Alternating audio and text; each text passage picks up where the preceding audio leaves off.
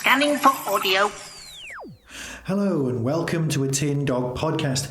This time talking about Survivors of the Flux, which is episode 5 of this current season of Doctor Who, which means there's only one left.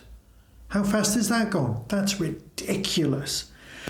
So, last week's episode was arguably the greatest episode of Doctor Who in years. I mean, we're talking years and years. Not the band, the actual time period of years. And you couldn't possibly have had two episodes this good back to back. So everyone's going to be down on this one, mainly because its only crime is that it wasn't as good as last week. It couldn't have been, could it?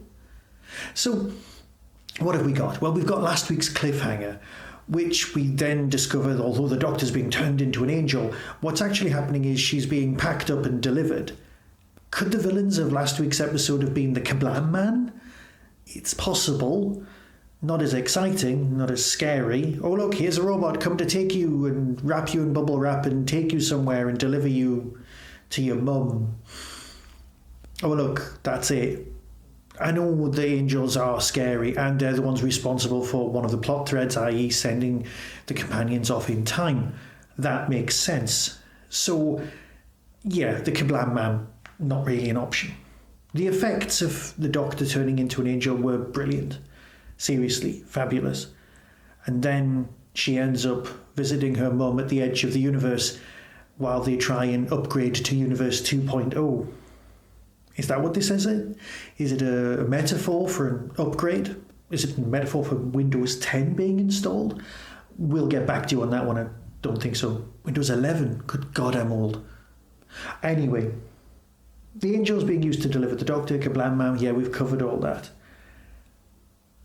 There is, of course, several plot threads, because this is episode 5. This is building up to the, well, I don't like using the word endgame because that's kind of pointless, but we're building up to the end of this season where we'll probably lose Dan and Yaz might go off, probably won't. I can see Yaz hanging around till the end of everything, but there is always the possibility that we're going to lose them next week.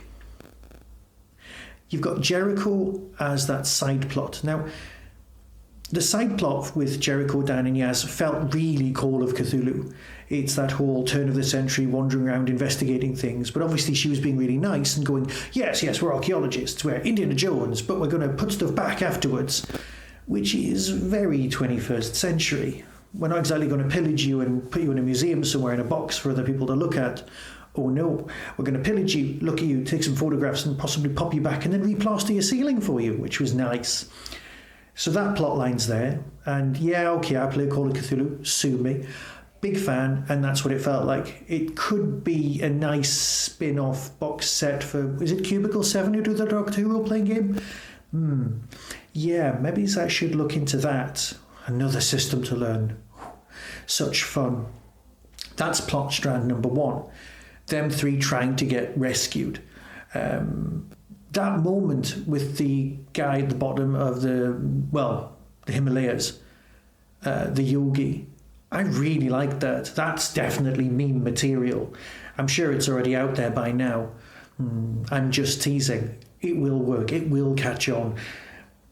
You've got plot 2, which is the unit storyline. Now, for me, the unit storyline's lovely. I mean, obviously, let me see what's in my notes. Unit, keeping up the secret identity front with massive signposts outside since 1960-ish. Not a great t-shirt, and I'm sure it could work as a ribbon at some point. Just saying. So, it was so nice to have the throwaway recording of, well, the Brigadier. Not quite sure which Pertwee story it's from. I'm sure somebody will have worked it out by now. And, you know, they'll have inserted it as a sample, but it was just nice to have the Brig back. I've never been a gigantic fan of Kate, huge Osgood fan, but as a character, Kate just doesn't really do it for me. She's brilliant on paper, she just works, but I just don't know what it is. I'm currently listening to Unit Nemesis for Big Finish, and I will release a review for that very soon. But can I just say that Unit works so much better when the Doctor's not there, because the Doctor just turns up and saves the day.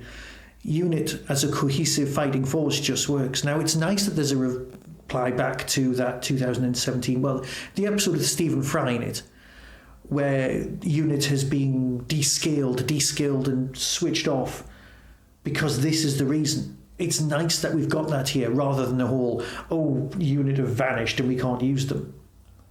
So that was a really, really nice moment. And then going black just worked. Hello, Osgood, I have to switch off now. Brilliant. Absolutely superb. That was the other storyline. There was a tiny part of me that thinks that Chibnall's watched Line of Duty and then gone, I'd like to fix that storyline. And this is the real story of the caddy. Same actor, same supervillain intentions. And this could explain everything. So perhaps somebody out there is going to edit Line of Duty episodes with him in it with this storyline, and that'll just work. Is he just a glorified businessman? Is he like Syl, trying to sell out the Earth? I mean, we are apparently going to be the last planet surviving, so it's a prime bit of real estate, so he gets to be the king, whoever wins. He sold it to the Sontarans, so we're always kind of a third-rate creature. So that's interesting. But then the Daleks are going to turn up in the Cybermen, and yeah, it's not going to be great. So you've got that as an extra storyline. You've also got the storyline Vinda, wife, child, and then the Insider Passenger, where they meet with Dan's main squeeze, who isn't obviously interested in Dan. Yeah, and so on. Parallel with storyline number 1, which is of course the 1905 thing, you've got random obligatory Liverpudlian man who's got signs on each of the doors, and all of a sudden, as somebody believes him, he becomes very nice and stops hitting people. That's kind of cool. And then of course you've got plot 4 with Tectuan and the Doctor and the Ood, and the Ood who does not have rabbits. So nice, so well structured, so beautifully done, and because it's in cohesive small boxes, you get to split between narratives and it all just works. I did enjoy it, but there are a lot of loose ends, and I'm thinking lots of loose ends will be tied up, but by far not all of them, because we've got a handful of episodes left of Jodie's run, and like Moffat, you might just leave them hanging for no reason. Before I go, I just want to say that this week, a UK MP blamed a lack of male role models in fiction. For example, the Doctor is now played by a woman, as a reason that young men are turning to crime.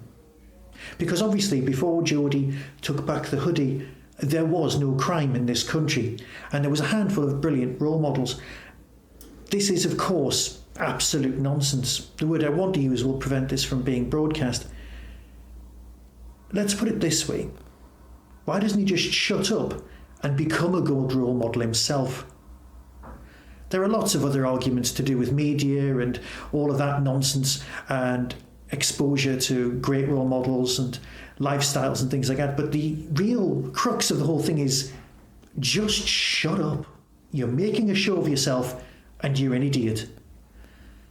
I don't want to dwell on that. What I want to do is talk about next week's episode, because I frankly cannot wait. So, until then, when I'm sure we'll be discussing the end of the season. But we'll only have a few weeks to wait. What, 1st of January? Not bad. So until then, be seeing you.